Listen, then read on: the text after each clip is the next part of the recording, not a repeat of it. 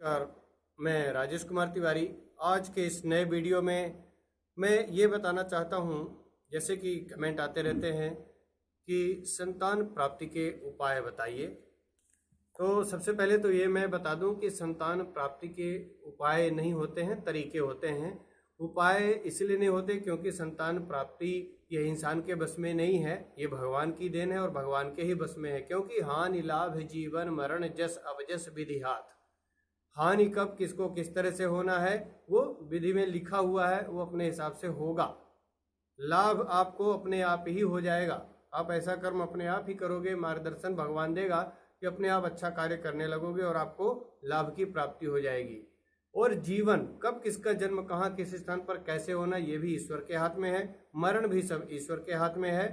यश कितना फैलना है और अपयश बिना मतलब के भी अपयश और कलंक कब लग जाए ये भी सब विधि का विधान है, ब्रह्मा जी के हाथ में है, अपने हाथ में नहीं है। इसलिए हमें अच्छे कर्म करना चाहिए ताकि हमारा कर्म सुधरे और उसका परिणाम भी अच्छा ही मिले। तो सबसे पहले तो हम तरीके बताएंगे कि क्या है। पेन कापी उठा लीजिए, कुछ ज़्यादा लंबा हो सकता है वीडियो।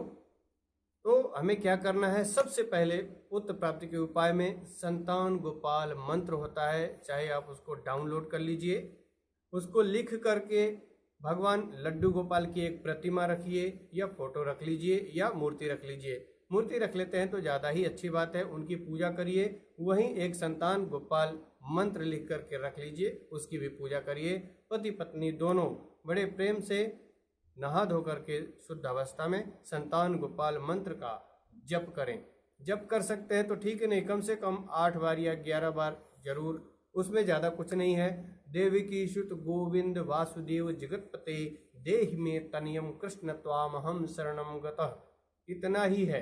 देवकी सुत गोविंद वासुदेव जगतपते ये सब भगवान श्री कृष्ण के नाम है और उनका नाम लेकर के हम बोलते हैं देहि में तनयम कृष्ण। ध्यान रखने वाली बात है, तनयम की जगह तनयाम हो गया। तो तनयम मतलब पुत्र, तनयाम मतलब पुत्री।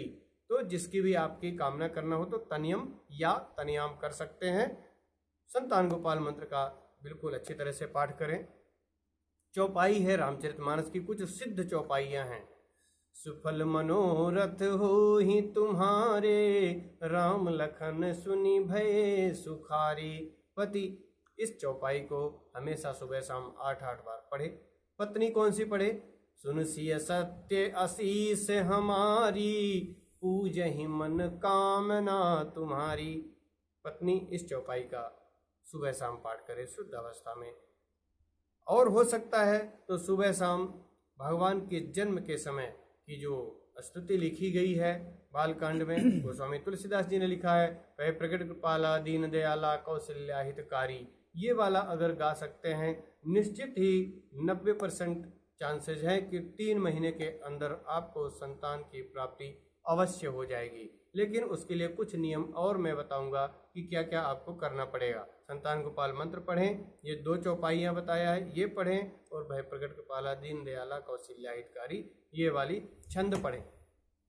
फिर दूसरा काम क्या करना है, मंगलवार या शुक्रवार को, क्योंकि शुक्र ही धन धान संपत्ति पुत्र पौत्र सबको देने वाला है, शुक्रवार का व्रत जरूर करें। संतोषी माता या वैभव लक्ष्मी का व्रत होता है, शुक्रवार माता का दिन माना जाता है। उस दिन खटाई बिल्कुल ना खाएं, घर वाले भी हो सके तो परित्याग कर दें खटाई का। खटाई वैसे भी वीर को पतला करती है, चाय वीर को पतला करती है, नहीं पीना चाहिए, छोड़ देना चाहिए बिल्कुल। मीठी चीज़ों का ज़्यादा यूज करें, उपयोग करें। तो शुक्रवार को गुड़ और रोटी गाय को खिलाएं या गाय के बछड़े को खिलाएं। सफ़ेद चीज़ों का दान करें, चावल चीनी, सफ़ेद वस्त्र ब्राह्मण को दान करें। खासकर जो बुजुर्ग ब्राह्मण होते हैं उसमें भी एक आंख से जो काना हो उसको अगर करेंगे या अंधे व्यक्ति को करेंगे तो ज़्यादा पुण्य की प्राप्ति आपको होगी, अवश्य ही पुत्र प्राप्ति होगी।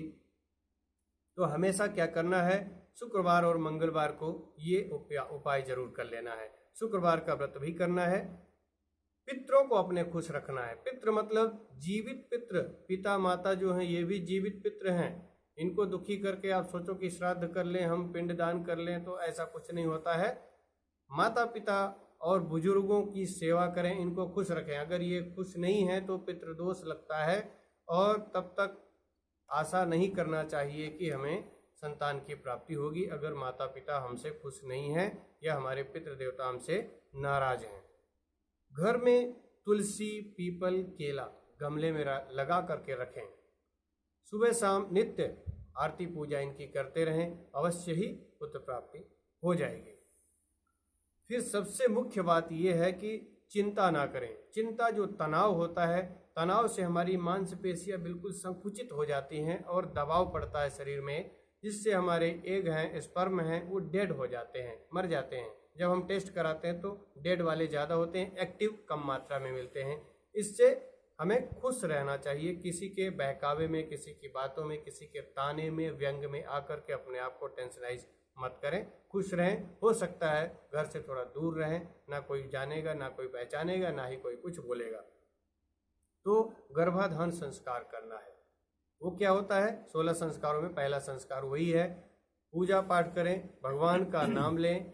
उसके बाद 11वें से 18वें दिन जो समय पीरियड के बाद का है, उस समय में सैया पर जाएं, भगवान का नाम लेकर के अच्छे एक संस्कारिक पुत्र की कामना, संतान की कामना को लेकर के अगर आप अच्छा काम करते हैं, धार्मिक कार्य करते हैं, तो अच्छा ही परिणाम प्राप्त होगा।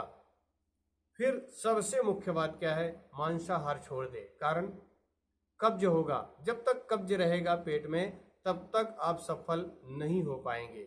बिल्कुल भी आपका मन भी विचलित रहेगा, आपका काम, क्योंकि पेट से ही सारी बीमारियां पैदा होती हैं। मनोविकार, जैसा खाएं अन्न वैसा होगा मन। फिर दूसरी बात ये कि किसी दूसरे के बच्चों को मार करके, खा करके आप खुद बच्चे की, संतान की कामना कर रहे हैं, कैसे संभव है? वो भी तो किसी के बच्चे हैं जिन्हें मार के खाया जा रहा है। मैं नहीं बोला, ये शास्त्र बोल रहे हैं। इसलिए हो सके तो मछली पालना, चिड़िया पालना, तोता पालना, किसी को कैद करके रखना, उनकी बद्दुआएं लेना, ऐसा सब कुछ आप बंद कर दीजिए। पालना है तो गाय पालिए, जिसकी सेवा करने से आपको अच्छा फल प्राप्त होगा, दूध, दही और घी प्राप्त होगा। देसी गाय का दूध, दही, घी अगर आप यूज करते हैं, खाते हैं, वैसे ही आपको संतान की प्राप्ति हो जाएगी। उसके लिए क्या करना है? शाम को गर्म दूध करना है, गुनगुना करना है, उसमें हल्दी डालना और 1 चम्मच देसी गाय का घी डालना है और उसको दोनों पति पत्नी पिए। सुबह उसी दूध में काजू, बादाम ये शेक बना करके, सूप बना करके, उबाल करके, उसको पीस करके मिक्सी में फिर पिए। उसके बाद जो नाश्ता होता है आपका, नाश्ता में कोई अंकुरित अनाज, चने, जौ, गेहूं, ये सब अंकुरित करके, इसको अगर हो सके स्वाद के अनुसार काला नमक, सेंधा नमक डाल करके खाएं। यही आपका नाश्ता रहेगा। पहले वो वाला दूध लें गाय का, फिर नाश्ता लें। बिल्कुल आपका पेट सही रहेगा, मन प्रसन्न रहेगा, और मन प्रसन्न है तो सब कुछ आपका काम बनता चला जाएगा। फिर और भी कुछ बातें बताऊंगा। योगा जरूर करें। योगा ऑक्सीजन की आपूर्ति करता है। अनुलोम विलोम, कपालभाति, थोड़ा टहलने जाएं, हल्का सा व्यायाम करें, कसरत करें, मोटापा ना आने पाए, इस चीज का ध्यान रखें। जरूर ही संतान की प्राप्ति आपको हो जाएगी।